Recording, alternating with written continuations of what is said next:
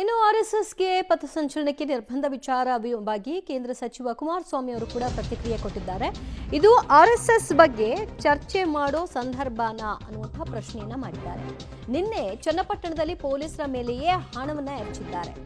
ಖವಾಲಿ ಕಾರ್ಯಕ್ರಮದ ಮೇಲೆ ಯಾಕೆ ಕ್ರಮವನ್ನು ತೆಗೆದುಕೊಳ್ಳಿಲ್ಲ? ನಿರ್ಬಂಧ ಅನ್ನೋದಾದ್ರೆ ಎಲ್ಲದಕ್ಕೂ ಇರಬೇಕು. ಕೇವಲ ಆರ್ಎಸ್ಎಸ್ ಪರೇಡ್ಗೆ ಮಾತ್ರ ನಿರ್ಬಂಧ, ಅವರ ಆ ಕಾರ್ಯಕ್ರಮದಲ್ಲಿ ಭಾಗವಹಿಸಿದವರ ವಿರುದ್ಧ ಮಾತ್ರ ಕ್ರಮ ಅನ್ನುವಂತಹ ನಡವಳಿಕೆ ಏನಿದೆ ಅದನ್ನ ಪ್ರಶ್ನೆ ಮಾಡಿದ್ದಾರೆ ರಾಜ್ಯ ಸರ್ಕಾರಕ್ಕೆ ಕುಮಾರಸ್ವಾಮಿ ಅವರು. ಗುಂಡಾರಿಸಿದಂಥ ಪ್ರಕರಣ ಏನಿದೆ ಹತ್ಯೆ, ಆ ಸಂದರ್ಭದಲ್ಲೇ ನಿಷೇಧ ಮಾಡಬೇಕು ಅಂತ ಹೋಗಿ ನೆಹರು ಅವ್ರ ಕೈಯಲ್ಲಿ ನಿಷೇಧ ಮಾಡೋಕ್ಕಾಗುತ್ತೆ. ಪರ್ಮಿಷನ್ ಯಾಕೆ ಕೊಟ್ಟರು ನೆಹರು ಅವರು? ಮತ್ತೆ ಅವ್ರಿಗೆ ಆಗಲೇ ಈಗ ಇವ್ರ ಕೈಲಿ ಆಯ್ತದ? ಇದೆಂತ ಪಥಸಂಚಲನ ನಿಲ್ಲಿಸಿದ ತಕ್ಷಣ ಅವರ ಚಟುವಟಿಕೆ ನೀವು ನಿಲ್ಲಿಸೋಕ್ಕಾಗುತ್ತಾ? ಅದರಿಂದ ಇದು ಮುಖ್ಯ ಇಲ್ಲ ನಮಗೆ. ನಾಡಿನಲ್ಲಿ ಇವತ್ತು ಉತ್ತರ ಕರ್ನಾಟಕದ ಭಾಗದಲ್ಲಿ ಮಳೆ ಅನಾಹುತ ಇನ್ನೂ ಪರಿಹಾರ ಕೊಡಲಿಲ್ಲ. ಇನ್ನು ಆತ್ಮಹತ್ಯೆ